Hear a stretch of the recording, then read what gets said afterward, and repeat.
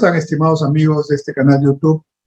La pandemia del COVID-19 nos golpeó muchísimo, nos sigue golpeando, y va a ser un tema con el que vamos a tener que convivir. Es decir, lograremos la inmunidad de rebaño, espero que pronto, y estaremos en mejores condiciones. Habrá vacuna de refuerzo, la tercera dosis, y seguramente podremos evitar que nuevas olas que van a haber, ¿no?, generen el efecto mortal e importante de contagio que las dos olas que ya hemos sufrido y que estamos sufriendo han generado.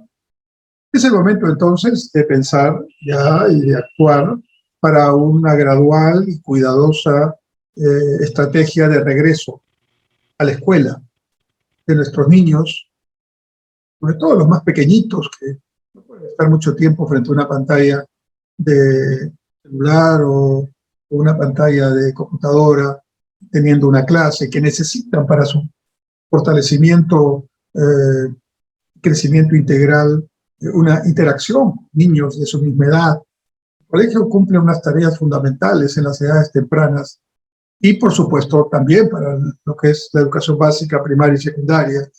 En la universidad hemos tenido la posibilidad de que el impacto no sea tan negativo porque hemos continuado con las clases 100% virtuales y ahora pasaremos a un proceso mixto de semipresencialidad, porque tampoco dejaremos las clases virtuales, que en mucho hemos ganado en tecnología, en posibilidad de interacción, en velocidad, es decir, pero siempre las clases presenciales en parte, mucho más en algunas profesiones que en otras, pero en todos los casos, en parte digo, serán necesarias porque parte de la riqueza del paso por la universidad es justamente el contacto con los otros estudiantes, con los profesores, con la comunidad universitaria como tal. Pero la pregunta que yo me hago en este video es, el regreso a la escuela, que repito es fundamental, hay que trabajarlo seriamente, rápidamente, pero al mismo tiempo con el cuidado sanitario correspondiente, viendo experiencias de otros países y nuestra propia experiencia. ¿Ese regreso a la escuela se debe hacer para regresar a la misma escuela? Esa es mi pregunta que quiero compartir con ustedes. ¿Cómo era la escuela en general antes de esta pandemia? ¿Era óptima? ¿Cumplía con los requisitos mínimos de calidad en la enseñanza que reclamamos para nuestros niños, nuestros jóvenes? ¿O era una escuela que, con el gran sacrificio de los profesores, en muchos aspectos, con el entusiasmo de los niños y jóvenes, sin embargo tenía serias deficiencias que implicaban un resultado que no era de calidad? Cuando ocurren los grandes cambios, incluso los cambios producto de situaciones negativas, una pandemia es un problema, ha originado cerca de 200.000 personas fallecidas en el Perú y millones de contagiados.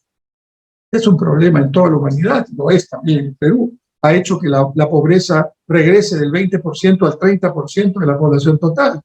Ha llevado a que se pierdan por lo menos 3 millones de empleos y que esto, en su posibilidad de recuperación, sea lento y en algunos casos muy difícil. Entonces esta pandemia nos ha hecho mucho daño, pero al mismo tiempo las situaciones que reflejan semejantes desafíos, semejantes impactos, ahora nos tienen conmocionados, y ahora viene cuando la pandemia vaya cediendo, ¿no?, y se convierta en un virus endémico, ¿no?, que tendremos siempre.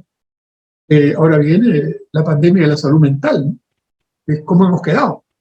¿Cómo estamos? No lo sabemos. Estamos con todo el tema de la supervivencia, que es en cierta manera también una forma de generar una actitud de respuesta frente al cambio que nos mantiene alertas, pero ahora vienen pues el golpe, ¿no?, las depresiones, las soledades, ¿no?, el aspecto emocional que ha significado que nos alejemos de nuestros seres queridos, de nuestros amigos, que perdamos a seres queridos en vivos que ya no están con nosotros.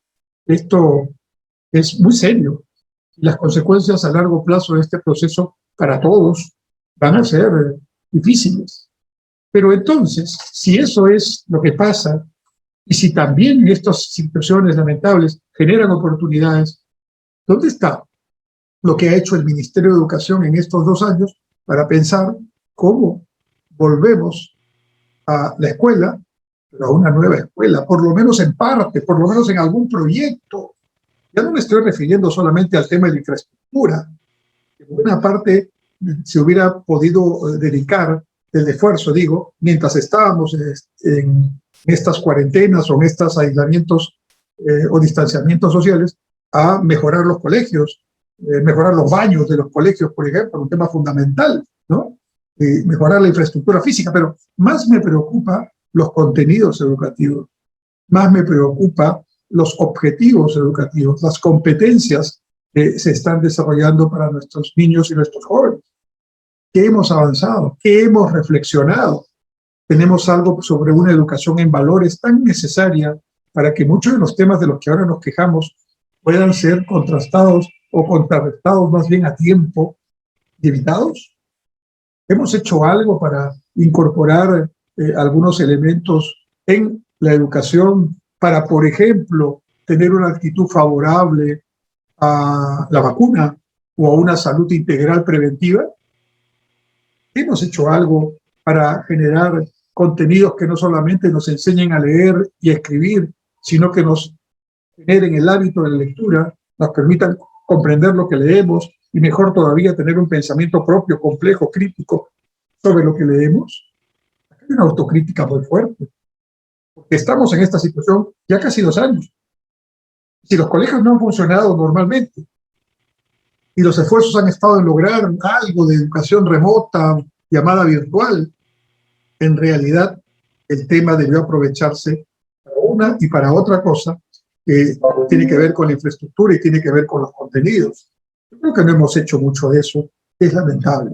Y ahora estamos ya viendo cómo volvemos a la escuela, pero es a la misma escuela que teníamos antes de la pandemia, que no era la escuela ideal y que no era la escuela que estaba generando como productos de su paso a niños y jóvenes una formación integral que les permita tener el autoestima, que les permita tener los conocimientos, pero también la inteligencia emocional, ¿no? Los aspectos, las habilidades blandas que se llaman, para, por ejemplo, generar resiliencia frente al cambio, para, por ejemplo, tener solidaridad con los que están en problemas, para tener actitud favorable al trabajo en grupo, para mirar con perspectiva al país y no estar en una posición de queja y de lamento, que son elementos fundamentales que tienen que ver con la productividad, que tienen que ver con la asociatividad, que tienen que ver en suma con un conjunto de elementos que no vemos que se imparten en los colegios, por lo menos desde el punto de vista de los contenidos pedagógicos que se recomiendan.